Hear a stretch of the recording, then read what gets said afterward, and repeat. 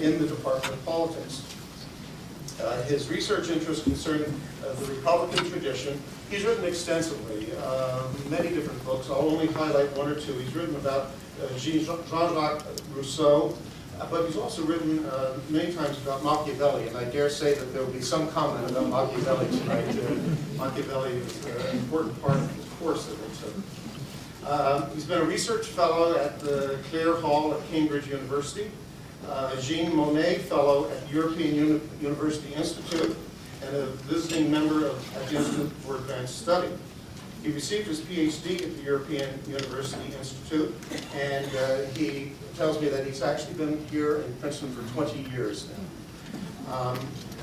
He comes from Italy, from Forli, am I saying correctly? Forli, Italy, and we heard much during the course of the audited about the successes or perhaps lack of successes of the local soccer team, football team. Without any further ado, let me turn the microphone over to Professor Maurizio Baroli, whose topic tonight is religion in Western political thought. Please welcome him.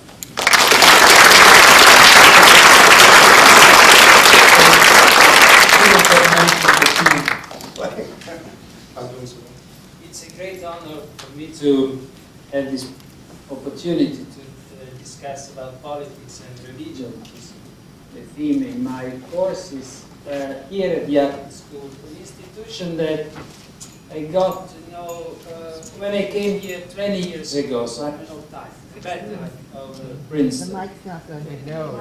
Is that mic? Now, Going off and on. maybe. Okay, that should be all right. It's better. No. We can turn it off. Let me turn it off. I know Does it work now? It looks better. No? Just saying that I knew of the Princeton Adult School when I arrived here 20 years ago, so I'm an old timer. I know that's good. Is the microphone good? It doesn't. It's all right. In both cases, it's good. Okay. I hope now. Cuts in and cuts out. Normally it works in this room. I don't know why tonight it doesn't. Is it right now? Okay. Let's try this way. It's a particular honor for me because I owe a lot to this university. Practically my entire intellectual and professional life and also personal life revolves around Princeton. And I owe a lot to this community. I never had the opportunity to talk to Princeton community people. That's why I'm particularly happy to do it tonight. I do a lot of this kind of talks in it because as an old-timer, I'm old-fashioned in ideas. Everything that they say sounds old. And I believe in the old idea that people who study political theory and politics ought to take care of their communities, have the obligation to be part of the life of their communities. Even if this involves, certainly in my case, in Italy, a lot of anguishing, suffering, indignation, disappointment. But still, I cannot, even if I'm distant in space from Italy, I'm still connected to that country. And I try to do what I can. But I never had the opportunity to do kind of work as a public intellectual in the United States. I welcome this opportunity. Dr. Brennan was very kind to mention the fact that I am a student of Machiavelli. Indeed, I have to correct you. I am not only a student of Machiavelli, I am an admirer of Machiavelli. Perhaps the only admirer of Machiavelli in the entire Western world. You know, in this room, many years ago, and people still remember that day, I had the bad idea of inviting here my greatest opponent, the best American scholar of Machiavelli, Professor Herbie Mansfield of Harvard. I challenged him to public view here, in this room. We went over all in the gaze, complete interpretation. Well, I've never experienced in my life such an amount of intense hatred against Machiavelli coming from my opponent, whereas I was so happy to defend poor Niccolò. I love him so much that I have even collected my savings and bought an apartment in Florence in order to be able to spend there the last part of my life. You were, however, not particularly kind, because you know the story, of mentioning two things that I do not like to discuss. One is the fact that I wasn't born in Forlì. And the reason is that Forlì is very close to Predappio. Predappio is the place where Mussolini was born. And I'm not proud of that, at all. I still remember the first week when I arrived in Princeton in 1987. A very prominent senior professor in the Department of Politics welcomed me. He was an admirer and a lover of Italy. There are many people who love Italy. He asked me, "Where are you from?" And I said, "Italy." Then he asked, "Where in Italy?" And I began to be suspicious. So I tried to be vague, near Bologna, between Rimini and Bologna. And then he insisted, malignantly. He said, "Where exactly?" And I said, "Forlì." "Aha."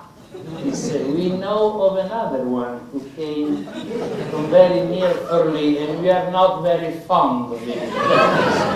That's my introduction to American life. But let it pass. Many years elapsed. And here I was invited to talk about politics and religion. A connection. I was invited to reflect about the connection between politics and religion. And as you certainly know, the story of the connection between politics and religion is a very time-old story. It's a history of marriages, sometimes happy marriages between politics and religion, many times unhappy marriages between politics and religion. Or the connection between politics and religion can be described as a history of flirting on both sides. Namely, religion trying to seduce politics, and politics trying to seduce religion. Or it has been a story of reciprocal diffidence. The state looking at religion with preoccupation and anxiety, and the religious institutions looking at the state with fear and trepidation. History of conflicts, history of hostility, history of separations. Too many possibilities indeed, too many examples. In this case, the risk of being lost and of going meandering is almost a certain.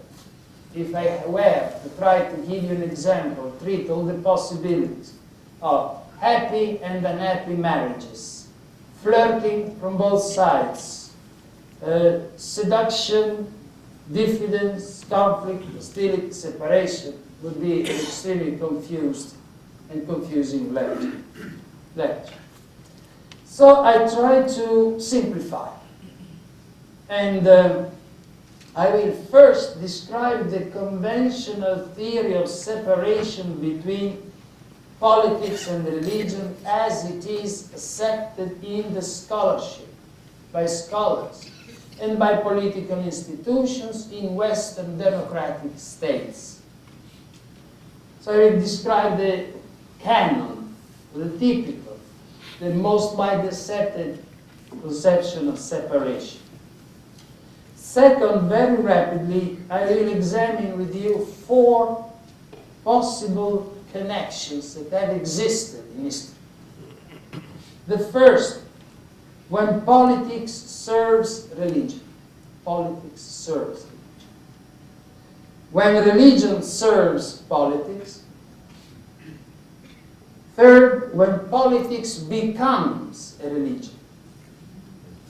Third, when religion becomes politics or political. Then I will, since you have given me precise and detailed instructions, obedient person, I will never. I shall conclude with a question that has to do with our own times. Namely, the question is very simple. Which kind of relationship between politics and religion is most useful to sustain, to reform, and to improve constitutional democracies? That's which one of the different possibilities we have seen in history, or we can contemplate in theory, is the most apt to sustain constitutional democracy? Is the solution the perfect or classical mode of separation, or shall we also consider one of the 4 possible connections between politics and religion?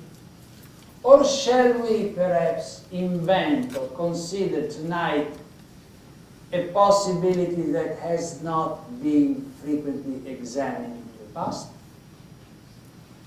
There's no problem. Sometimes it's big adventure, so what do we risk? Let's try.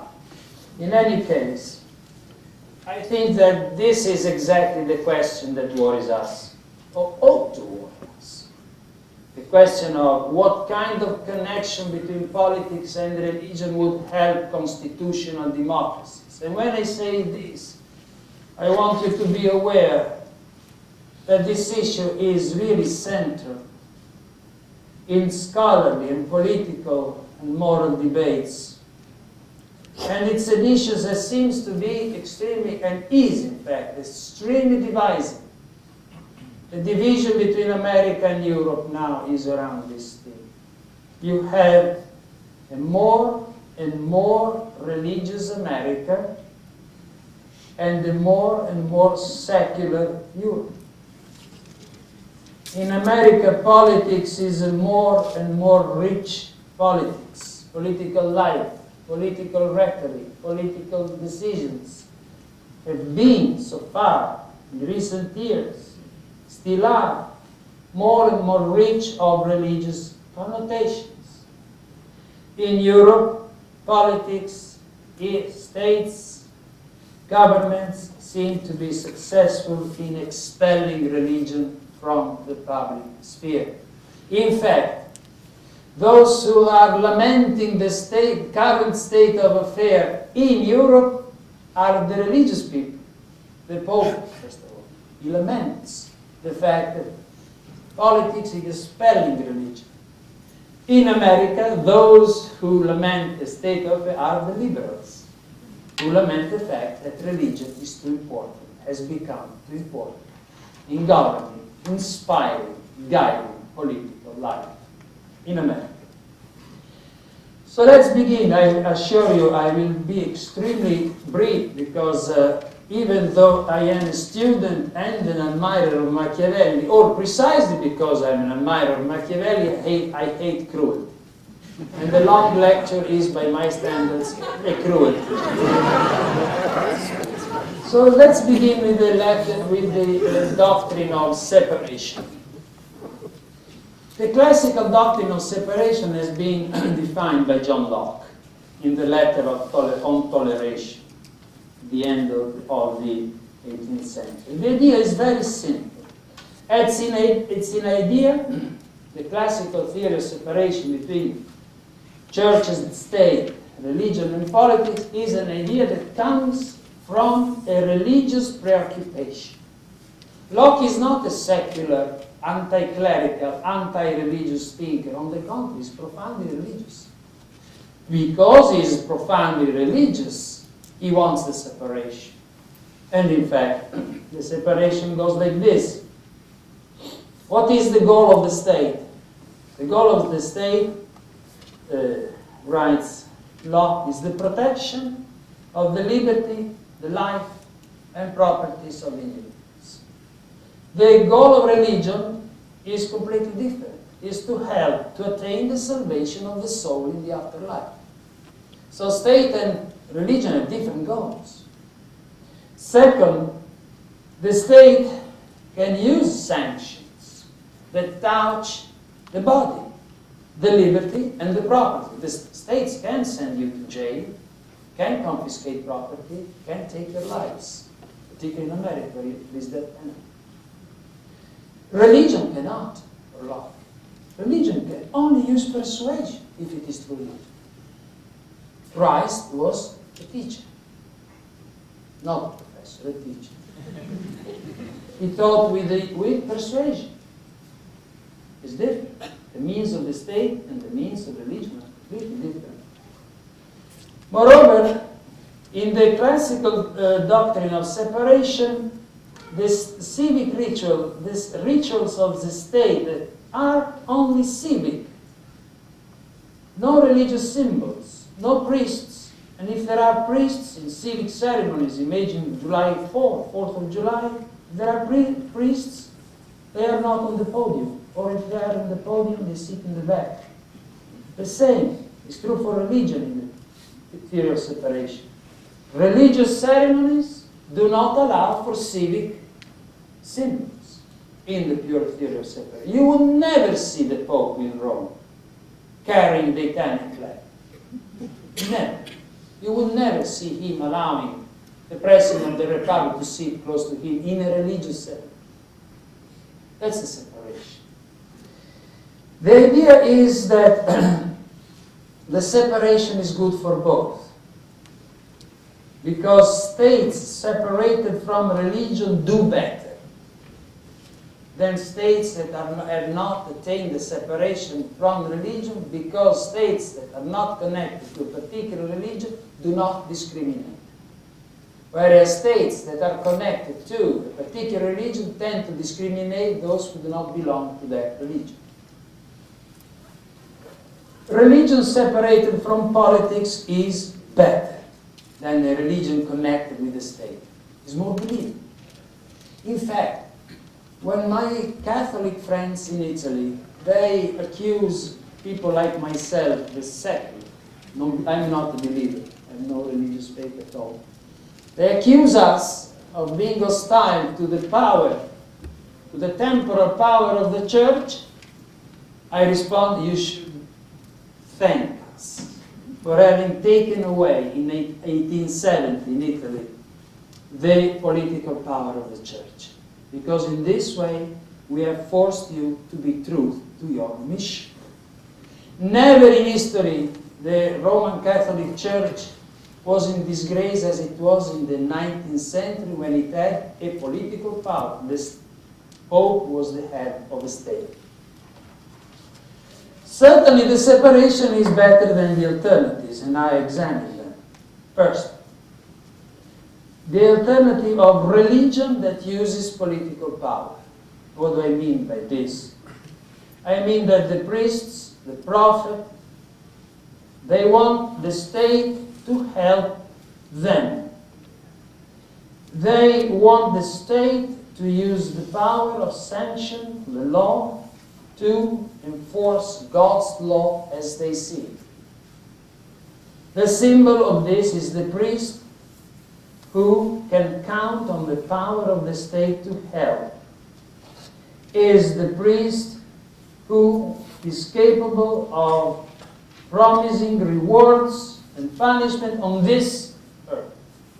Typical example, all absolute monarchies of the 16th and 17th century.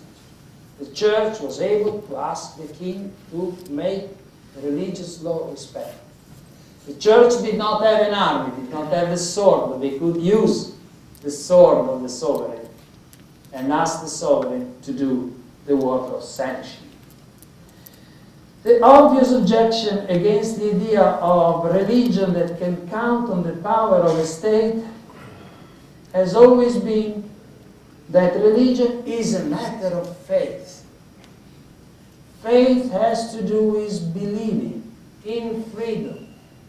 What is the value of a religion that is based on coercion? Can we count on salvation? So that's the argument of the critics of religion that uses the state. What kind of value has a religious practice that is sustained by the fear of a punishment on this earth? Faith has to do with liberty, and liberty cannot. Freely believing on the basis of persuasion. Therefore, the idea of religion using the power of the state, first of all, leaving aside any other consideration, offends those who have sincere faith. Second case, the opposite. When politics uses religion, when politics is capable of making religion its support. The examples are numerous. Consider the image of the king being anointed by the bishop. Or consider the king who can ask the bishop to bless or to say mass for the troops that are going to war, the troops, the soldiers of the prince. Or consider the case of the bishop or the pope who gives the crown to the king, to the prince, and therefore says that the power of the prince or of the monarch comes from God, by grace of God. Now, you can think that, in fact, in the ceremony of the anointment, the king is on his knee, and the bishop is above. He, the bishop, gives the sacred honor. But who has the power is the king, because the king commands the bishop to perform that ceremony. If the bishop refuses, the king finds another one. It is the prince who calls the priest, and the priest comes. They might quarrel over time and the place and procedures, but it is the prince who has the last word in this model in which religion serves the state. What about the third possibility? Namely, that religion becomes political. That's different from religion that uses a state that already exists. The monarchy of France already existed. The idea of religion or another state already existed, and religion was using that state, or vice versa. Here we are talking of a different historical case, namely when religion itself becomes a state, when the prophet is capable of founding, instituting a state modeled after the divine law as the prophet sees it. That's exactly what we mean by theocracy. The typical case are Geneva under Calvin. Calvin instituted a state. John Calvin. Florence under Savonarola for a few months. Then they were extremely, Florentines. They have faith, but they are not particularly reliable in their faith. And then Islamic countries. That's a religion that founds the state. That's a religion. And here, what are the distinctive features of this situation? First, in this time, the priest does not use the state. States that existed for other purposes. This time, priest of the prophet creates his own state. This time, the priest does not need to borrow somebody else's sword. He has his sword. He's an armed prophet. He is a prophet who can use his own sword to punish on this earth. This time, the typical aspect of this of theocratic states is that what is defined as sin, violation of God's law, is also crime. And therefore, you have to be punished. Stoning an adulterous woman is a sin. The woman is stoned because it is a sin and a crime. The punishment this time should not be left to God, but has to be carried out on this earth now by the state. It's a legal procedure. It's not an illegal. It's perfectly legal given the nature of that state. The goal of the state this time is not the protection of liberty, property, and life, or social rights, however you define. This time, the goal of the state is to guide, or sometimes to push individuals to attain religious salvation. It is the soul that counts.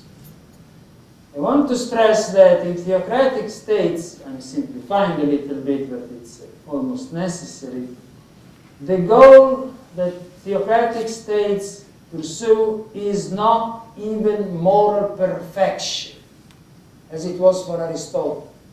It's not civic virtue, as it has been for Republican political theorists since the 14th century, as it was for the American founding fathers, not only to create a state that protects liberty, but enhances civic virtue. No.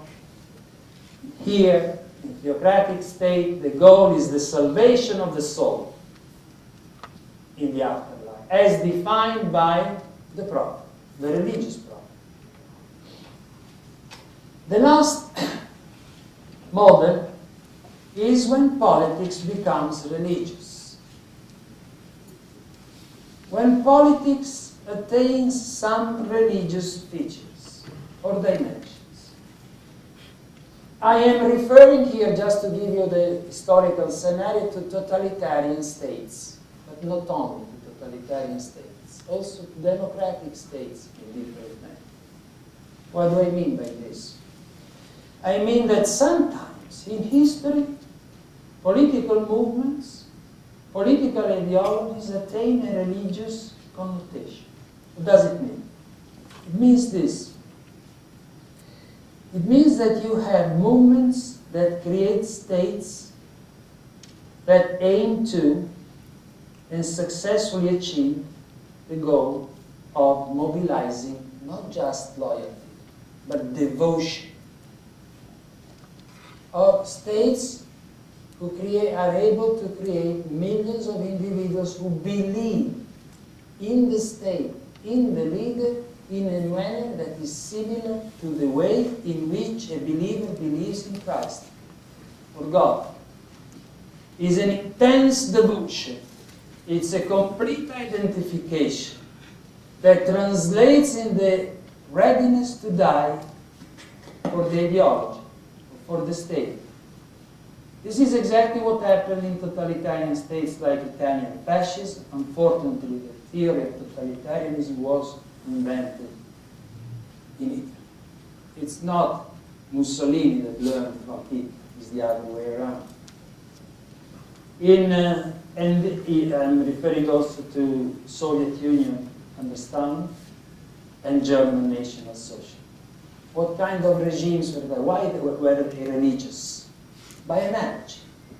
Consider the following. In religion you have martyrs. No? All religions have martyrs. So, all totalitarian regimes were extremely accurate in remembering the martyrs. The martyrs of the movement, the martyrs of the revolution. Moreover, what is the typical feature of religion? Faith. all totalitarian regimes wanted their people to have faith in the regime, to believe in them with no doubt, no hesitation. Third, the political leader of a totalitarian regime was considered almost like God, namely infallible, namely as the source of truth. There was no sense for a real fascist, a real Nazi, a real communist to question Hitler. They believed he was the truth. Moreover, in totalitarian states, the ideology, fascism, National Socialism, communism, was presented as a set of dogmas, like religion. Set of dogmas that could not be questioned. In fact, those who did not believe the dogmas of the ideology transformed into a religion were considered like the heretics, therefore destroyed. Moreover, all the totalitarian states, they preached and they said they were about to build a new world, a new man, a new epoch in history. This is the idea of salvation, redeeming the Italians, redeeming the German nation, redeeming the proletariat. Moreover, have you ever meditated? This is something that has always fascinated me, because I'm fascinated by what worries me. The idea of what happened with National Socialism. This, and what happened also with communism. The idea of creating on earth the perfect political power. What does it mean, perfect power? It means a power that you do not need to add or take away something. It's perfect. Well, and what is the nature of a perfect political power for the theorist of totalitarianism? Was the power that, like God's power, was capable of entering into the soul. Totalitarianism means this: the totality of man, of the person, was dominated. Hitler was in the heart of the Germans. So was Mussolini, so was Stalin. Moreover, they wanted to create a power that was similar to God's power because they wanted to be a power without limits. Just like God's power. God's power has no limits. It's omnipotent. Last. Consider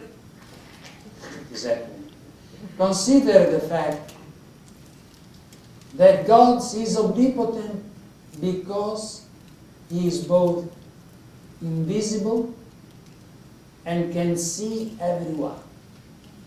That's why God is omnipotent. The same or something similar was the idea of totalitarian states.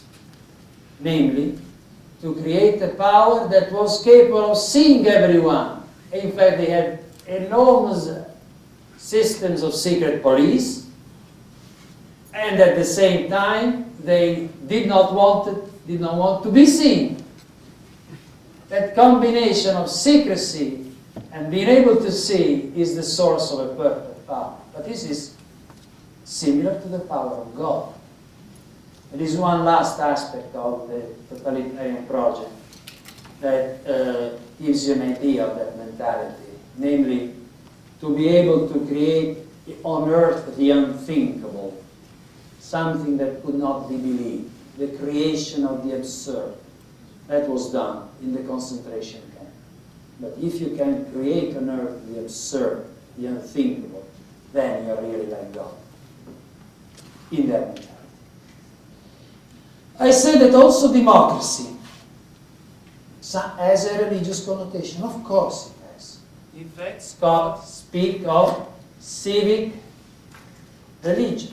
In America, Robert Bella speaks of, in America there is a sense of civic religion. This time is not based on indoctrination, it's based on a context of pluralism. But who would deny that for some people democracy is a faith? who would deny that even democracy has its own rituals. The rituals is the manner through which religions perpetrate themselves. There are civic rituals in all countries, more or less, there are. Democracy has its own civic rituals. Does not democracy have heroes? Of course. Does not democracy have martyrs? Should I name them? There is no need in this country. Does democracy have saints? People who had an impeccable life in support of democracy? Prophets? There is also a democratic faith, no question. And I would say, but I launched this just as an idea, that what we have seen in the past century was a war between political religions, political movements that became religious, like National Socialism and Communism, and democratic faith. So there are differences, but also democracy can have a religious connotation. Then, since my time, I guess, is almost over, and your patience must also be over, exhausted, in 3 minutes, let me address the last question. Which is the best moment for our democratic politics? My answer is the separation model with some qualification is the best. Why the separation? Because in a situation in which you have a state and religion clearly separated, you have a state that is better at accomplishing its functions and a religion that is better at accomplishing its mission. So if you, on behalf, it is in the best interest of the state and the best interest of religion to be separated. Why I say qualifications? For 2 reasons. And here you see my Machiavellian mind at work. Because I would like religion to have constitutional states. By this I mean, I would like to see a religion free from the state, independent from the state, that teaches a kind of ethos of citizenship. A religion that teaches love of political liberty, that teaches loyalty to the Constitution, that teaches the culture of rights. Maybe you are going to say, but we have this. My answer would, and my comment, if you say that, or if you think that, I would be, you should see what happens when the situation is not like this. And you have a religion that teaches humility, teaches you to obey to any power whatsoever, teaches you that you can violate the laws, you won't be punished, because a confession takes away any responsibility. You should see what happens when the religion is not teaching the right kind of ethos. I want religion to teach the right kind of ethos. But I must then offer something to religious groups if I want them to do what they should do. I don't think they are prepared to listen to me, but sometimes they listen. What am I prepared to give to religion? To be sure that, or to encourage religious people to be teachers, not only on what it takes to save the soul, to teach, to help us, secular people, to teach human beings what it means to be a citizen. What do I offer in return? I offer them support for their activities, nursing houses, if they want, schools, hospitals. I'm prepared to offer them tax relief, as long as what they teach is not against the principles of toleration. If they want to build an hospital, I'm prepared to help. But they cannot exclude people. They cannot build an hospital where only Catholics are admitted or Jews are admitted. No. As long as they respect the basic frame of the Constitution, I'm prepared to help. I am prepared to help them even to build institutions where they, in addition to practice charity, which should be the goal, they do initiatives aimed to preserve their own religious culture. I don't mind, as long as they respect the Constitution. Then, and this is really the conclusion, I hope you will not be outraged if I say that I am even prepared to modify the model of perfect separation by saying that sometimes it is good politics that becomes religious. Not that certainly I'm advocating the totalitarian state. No, no, no. I'm saying this. It's a thought that I want to share. And you let me know what you think. I believe that sometimes in the history of communities, of peoples, of nations, there are moments of particularly deep and serious moral and civic crisis. The sign of that is that that community, that people, that nation has lost a sense of hope. They are no longer able to believe that they can be better than they are. In this moment, you need someone who speaks with a prophetic voice. Someone who is capable of inspiring. Someone who is capable of indicating the possibility of a moral regeneration of a country. Not someone who institutes totalitarian states, but someone who is capable of practicing a language as religious tones in the right sense. Namely, religion in the sense of creating power, regenerating power. Politics is certainly about practical matters. War and peace, social rights, economics. No? But sometimes politics is also, or must also be, about the moral regeneration of the country. When these people come, where do they come from? If they come at all, it's a mystery. But sometimes you need a politics that attains a right type of religious connotation. In the sense, I repeat it, only in the sense of political leaders capable of practicing or encouraging or helping what has always been the best aspect of the religious experience, namely regeneration. Thank you for your patience.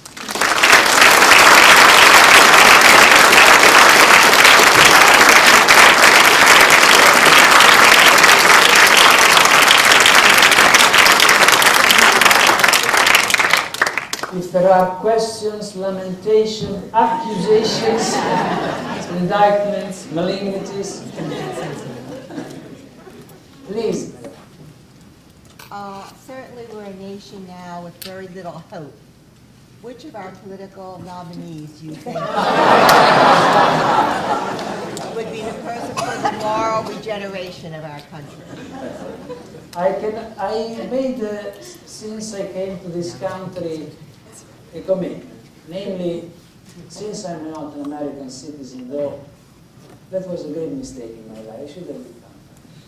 But I made a commitment that I do not have the right to speak about American matters to American citizens, because unless I am prepared to do something, and unless I can do something, it would not be right to express positions on American issues. However,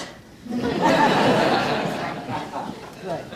let me rephrase your question. If you would ask me, given a country that is condemned by, even the New York Times has noticed this in a recent article on Italy. Italy is one of the European countries where the sense of civic decline is palpable. Everywhere, everywhere, wherever you go, north and south. If you ask me, which of the American candidates would you like to import in Italy? I would say I'm prepared to pay a business class trip to Barack Obama.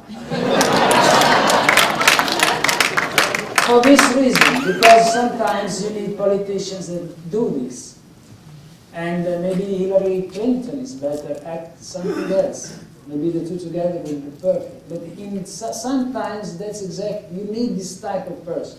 America has had the fortune in previous decades of having this type of political moral leadership. Sometimes that's what you need most. Thank you. Was Lincoln's Gettysburg Address appropriate to your last point? You're exactly right. And you, what did they say? I said, if you want to have a country that resurrects, regenerates itself, attains a newer and better type of life in freedom, that's the concept of a new birth in freedom. These are the words of Lincoln.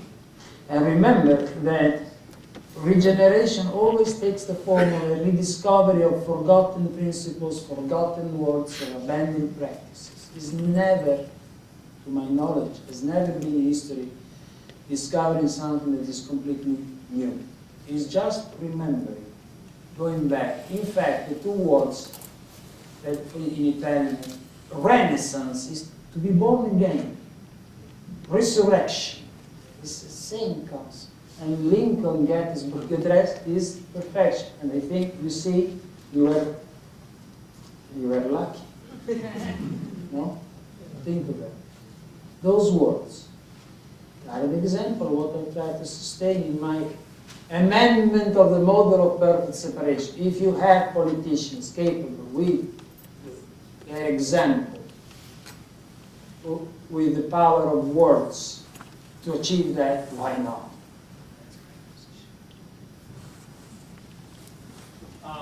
If communism wanted to see itself as a religion, is that why they were so adamant about banning all faith in religion? Sure, you can be an atheist and build a political religion.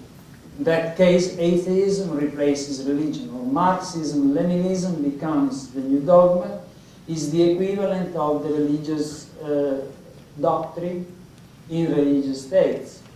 And as you rightly say, if you do that, you cannot tolerate competitors. A totalitarian state wants to have the monopoly of devotion. Therefore, if you build a political religion, you cannot tolerate other religions or other ideologies. It's absolute. In fact, no totalitarian state, no state that embodied a political religion was tolerant of differences. And notice also another analogy. The analogy is this. I wish I were younger to have this time to study. Is the analogy between the trials of Stalin in the 30s, the great trials of Moscow, in Moscow, trials against communist leaders, Bolsheviks, Bukharin, Zinoviev, comrades of the first power. They were all tried and sentenced to death, or they committed suicide. What was the point of that trial? Stalin wanted it to be public and televised. The reason was that the goal of that trial was the confession. The Bolshevik leader in tears saying, I have betrayed the Bolshevik revolution, I have been serving American imperialists, I have so on, so forth, so on and so forth. Exactly like the Inquisition. The Inquisition trial was always designed to obtain confession. Because the confession of the sinner, the confession of the dissident is the triumph of the dogma. But in that case, you have to enter into the soul. The Inquisition knew how to enter into the soul. They don't look at evidences like the normal procedure in court. And so was promised. states that lose their optimism and their feeling of being positive? For instance, what do you think is going to happen to Italy? Will it break up over No, 20 not years? break up, because the national unity is sufficiently solid. What happens is you lose liberty. Liberty. What I mean by this, you have a nation of people without a sense of duty, and in this case, in the context of this civic weakness, certainly a person or a group will be able to dominate and impose his own will in a system of widespread corruption. So what you will have is a nation that changes from a nation of citizens to a nation of servants. People serving powerful people. That is what is going to happen, is already happening. This was happening to Russia today. With the difference, when? Now. Oh yes, okay. Okay.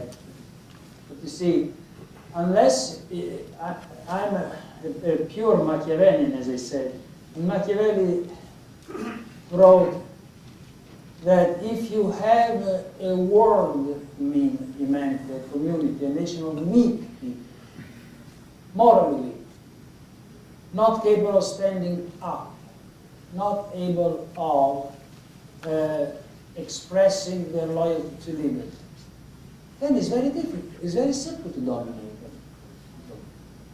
You have only to hope that there is no one who wants to be, or no one comes up with the sufficient strength to dominate. If he comes, he wins. That's what I was saying. Only. That's why you see in my malignity, I was even prepared to ask the help of religious people in Italy.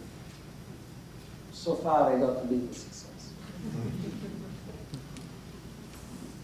Can you comment on the seemingly changes in China's policy about religion? I'm sorry, man. I have excellent colleagues who study China. I'm not confident enough to answer this question. You know, sometimes professors, they come up with strange arguments to answer a question they know nothing about.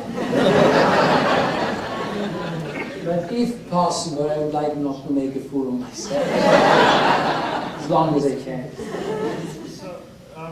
So in some respects, religions have served as rallying points for opposition to corrupt regimes and have perhaps sparked freedom movements and so forth.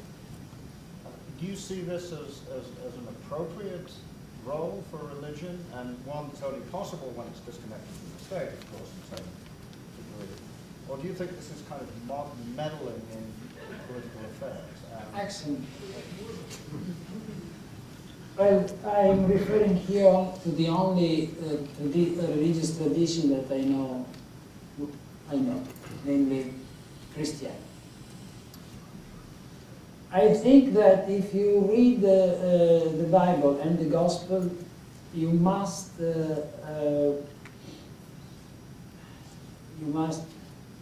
conclude that if you want to be a good Christian, you must serve liberty.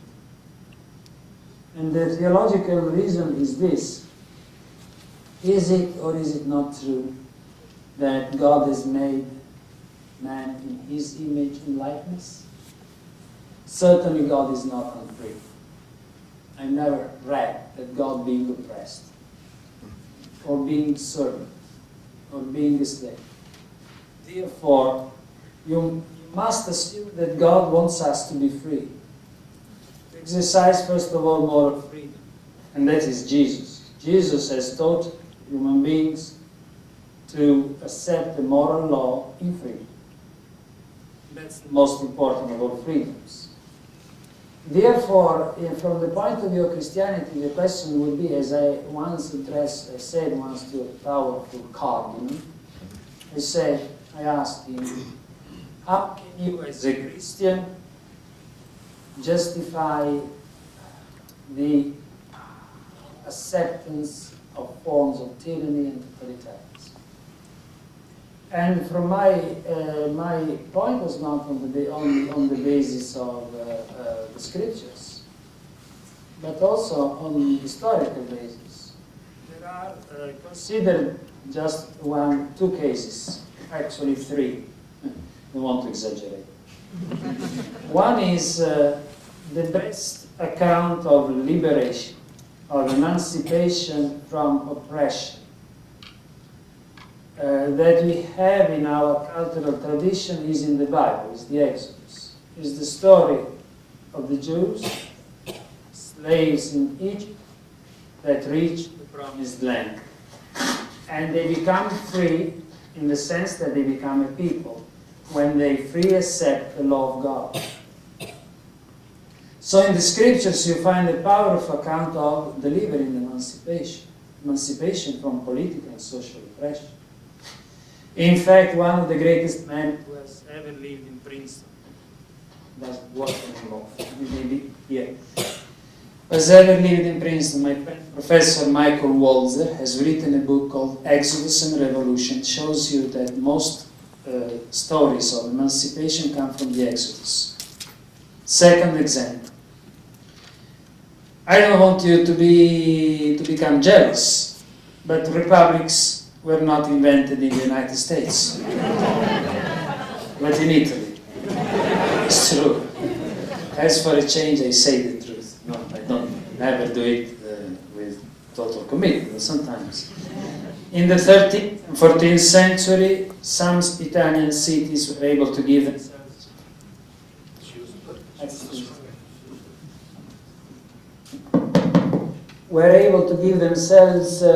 republican governments like Florence, Siena, Venice, Pisa, Lucca, many other cities. Milan, even Milan. Imagine Milan, who is now the stronghold of Berlusconi, was once a free city.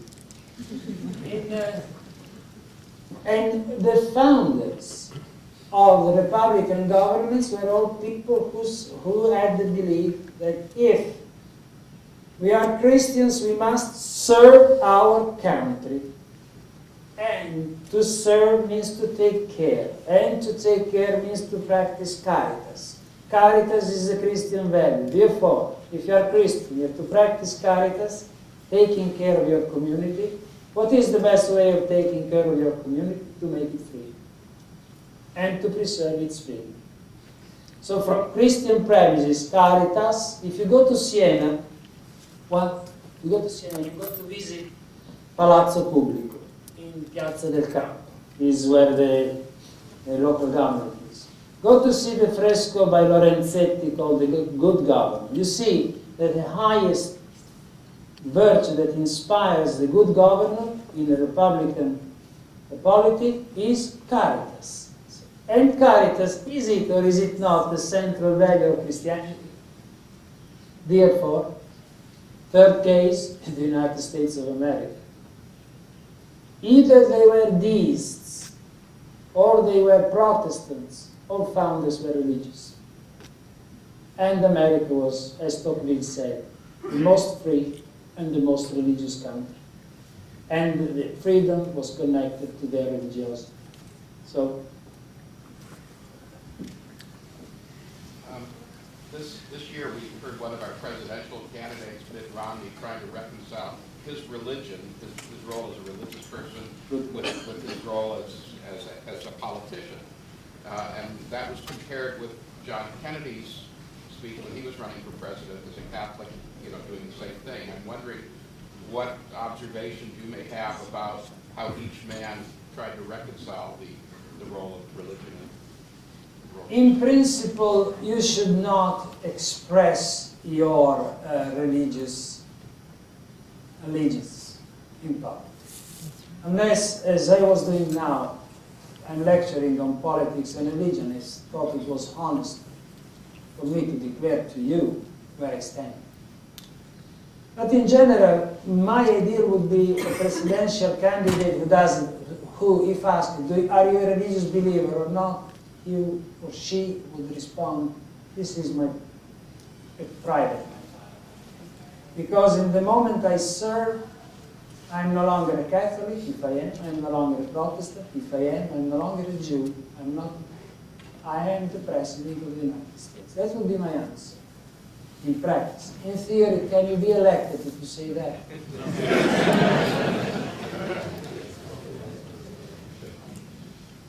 And still, the other opportunity, the other aspect of your question has to do with the fact that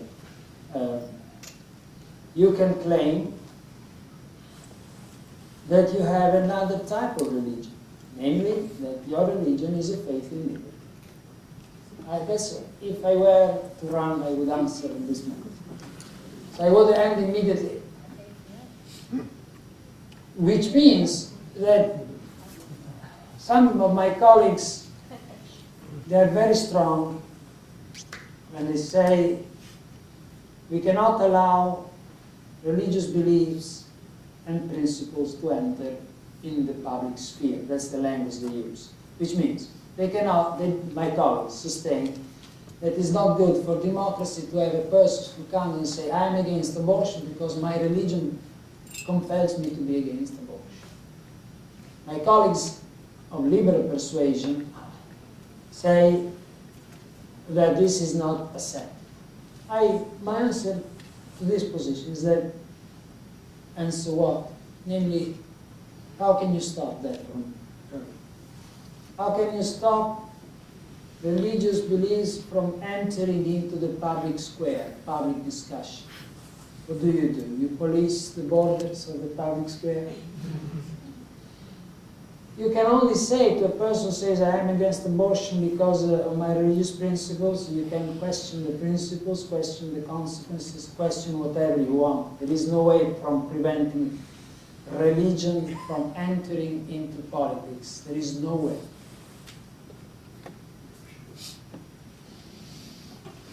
I think Romney also said that he viewed God's law as above civil law. Oh, that's dangerous business. And isn't that a problem if, we have no idea how he's interpreting God's law?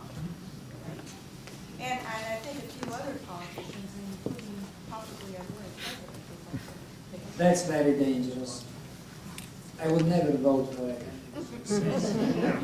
The law of God is above civil law because, as you exactly said, the law of God, God unfortunately or fortunately does not put in writing directly his laws. He doesn't speak. And people who say, for me, God's laws is above civil law, what they mean is God's law, as I interpret it, is about civil law. But then, what is the guarantee that your interpretation is better than mine? And then, unless, as Paulus once said, you pretend to be inspired, direct inspiration from God. But if we assume that such a thing as direct inspiration is possible, you know how many people are claiming to be inspired? Oh yes, I have dreams, for instance, of my poor soccer team that I've been supporting for once wins. That would not be inspiration, but a miracle. What can I? You mentioned that Europe was becoming more secularized, but I think the rise of Islam in Europe is something that's an opposite force. And recently, the Archbishop of Canterbury shocked England by suggesting that English law start to incorporate Sharia. And I wonder what you think of that. I think that still, by secular, I mean that for European citizens, leave aside for the moment the immigrants. For European citizens in most European countries, religion is less and less important for their private lives, for their family lives, for their political choices. The data are quite clear. Number of people going to church, number of people reading the Bible, number of people serving in religious groups, a number of people who, to the question, is religion important for your life, respond yes, is declining. Now, you quoted the Bishop of Canterbury. You have to consider what happened in France with the story of the veil. La République is laïque, the Republic is secular. They prohibited Muslim girls to wear the veil in school. Would that be possible in America? No.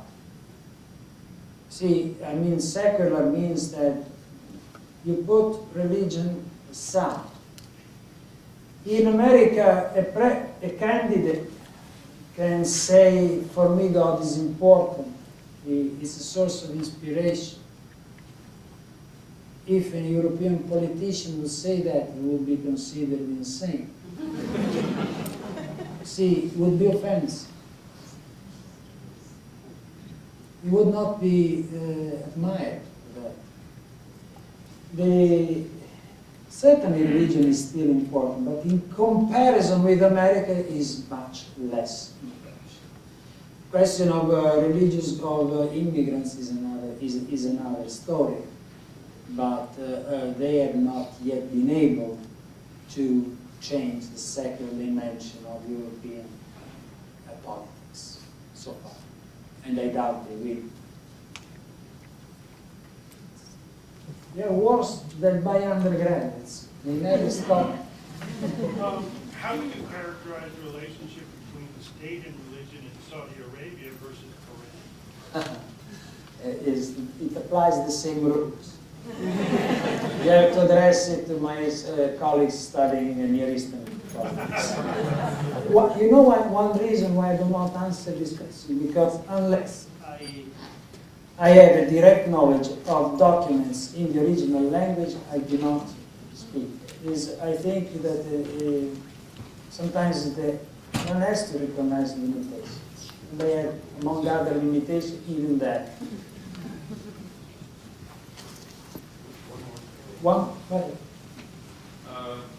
You had said that what religion does best and what its ultimate value is regeneration. That was very intriguing. What then would be the ultimate goal of the state? Oh, that's good.